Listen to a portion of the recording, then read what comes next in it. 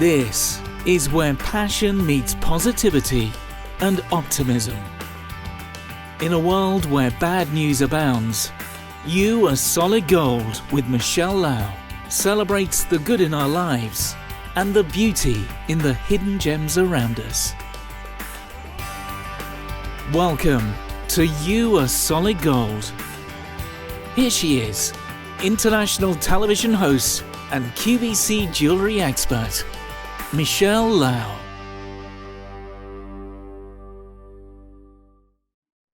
Hello and welcome to You Are Solid Gold, the travel edition. Well, our favorite traveling companion, Tim Hennigan from the Travel Collaborative, is here in the studio again today. Tim, welcome back.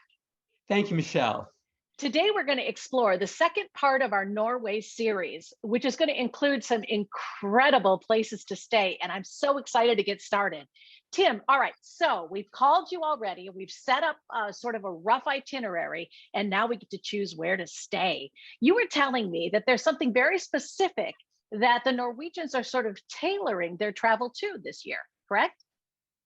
Well, over the last decade or so, they really want you to feel immersed in the world, in their world. They want you to understand their food, their culture, what they love the most about their own country, and what Norway has to offer from their point of view.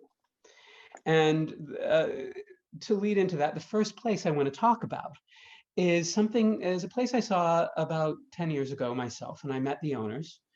And it really knocked my socks off because it really encapsulates some of the things I love most about a hotel or a resort, and that it was something that was built with incredible amount of love. There was a couple who live in Oslo, and one of them inherited from his family a farmhouse that had been in the family for many generations. And it is a very simple, Victorian-looking, traditional-style Norwegian farmhouse on the Sognefjord in Norway. And they came up and they had the vision to create something very new. It started out as a performance space. They're big fans of opera, and they were friends with Kiri Takanawa, the soprano.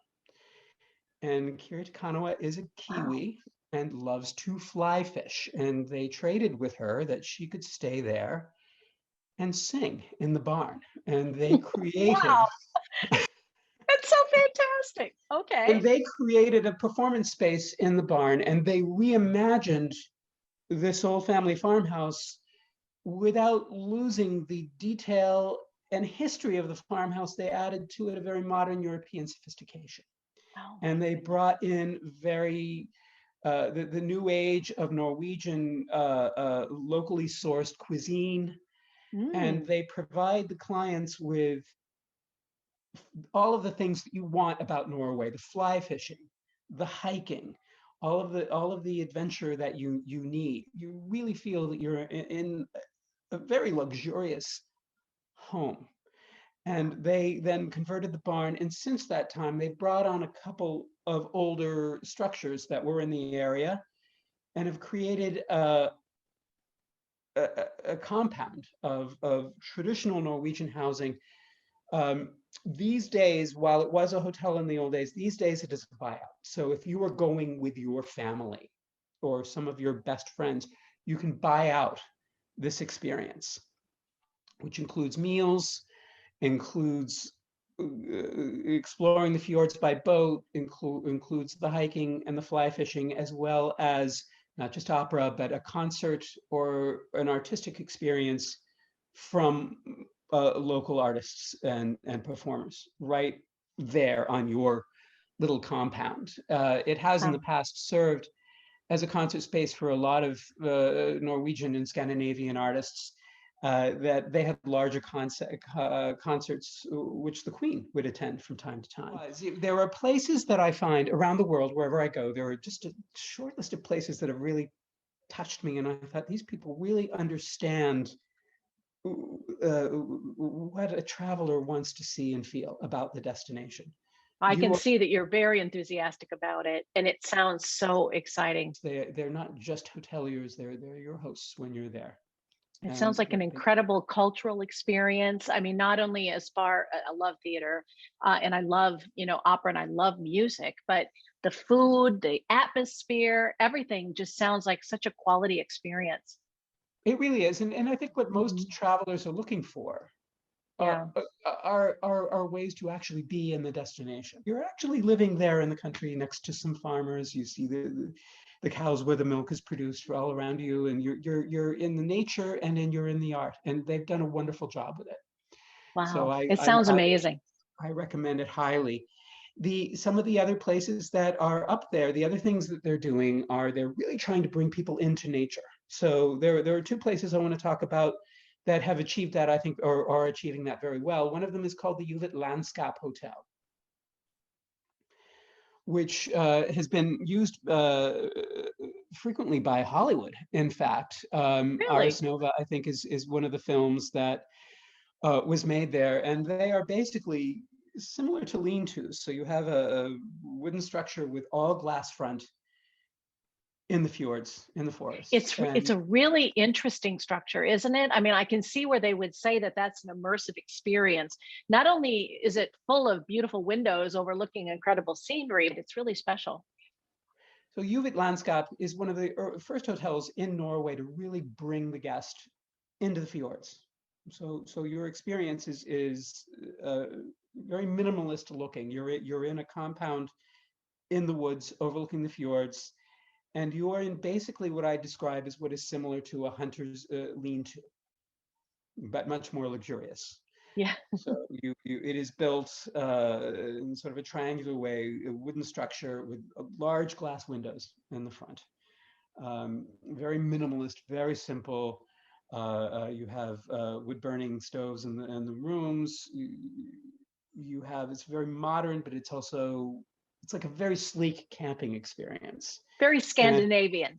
very Scandinavian, very spare, and it cuts out all the noise between you and nature. And it was so the design was so cutting edge that it was featured in the Hollywood science fiction film um, Ex Machina. It Ah, played Nathan's Retreat in that movie. So if you've seen that movie, or if you're going, you might want to check that film out. definitely. Wouldn't that be fun? You could watch the movie and then go stay there. I think that sounds like an exciting trip. But there won't be robots, which is There won't be probably robots. the So only this whole difference. idea of Yeah. immersing yourself in nature, becoming, one with what's around you, it's And also calming and settling. You were also, telling me about a place that is not yet open, and I love to give these little nuggets, these little gems, right? Because you could book through Mr. Hennigan here an incredible vacation to a place like I have never seen before. Do you want to talk a little bit about Raven's I Nest? I do. Raven's Nest is more of it's similar to you at Landscape. It's bringing you into nature, but it's a treehouse experience.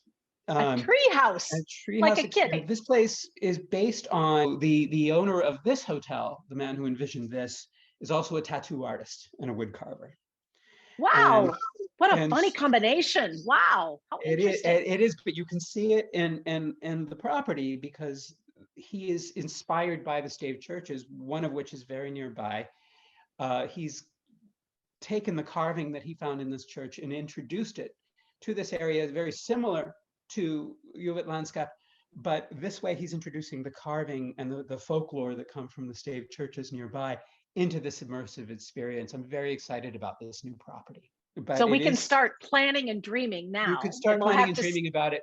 If you are not um, if you are not into that much immersion into nature, if you're looking for something a bit more old school, right on the Geiranger Fjord, there is a very old school, mid 19th century, charming hotel called the Union Oye.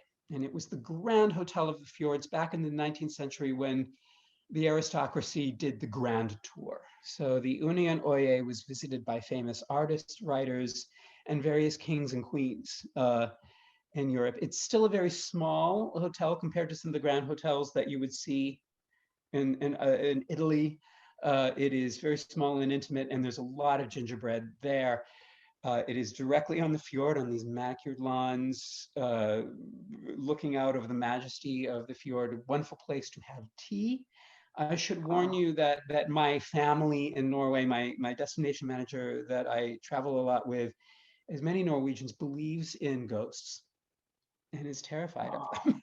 So is it haunted? it is meant to be haunted. It is meant to be haunted, and I'm personally not a very spiritual person. I'm not someone who believes in that, but it adds to the mystery of the place. I think And that what's the adds to name it. of it again? One more time in case we all want to look it It up. is called the Union Oye, which it looks like the word union, but it's pronounced much more like the word onion. The Union Oye Hotel. I'll put it in Oye. the notes for everybody in case they want to Put it check in the any of notes. these great places out.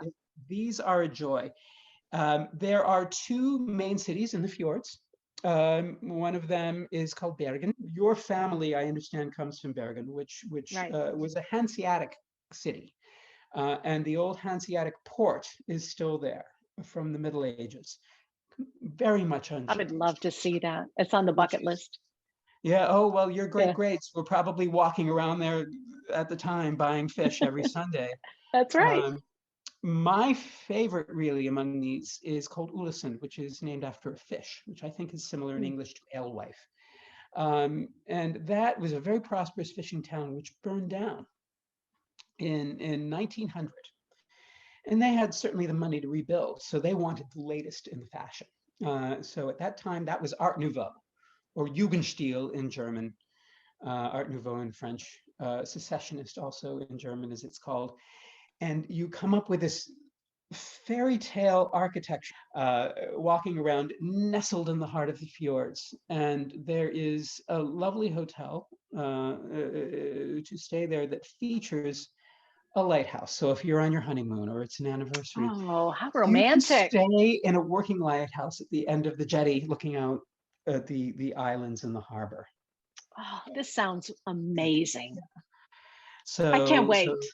Yeah, so I'd love to get you there. I think you need to go. I think you need to do an Oh, I ancestry think we trip. should all start dreaming of where we want to go next, you know? And if Norway is on your list, boy, I'll tell you what, Tim Hennigan is your guy. In fact, any kind of dreaming and traveling that you're planning to do, we need a little more Tim in our life at the Travel Collaborative. So keep an eye out here at You Are Solid Gold with Michele Lau.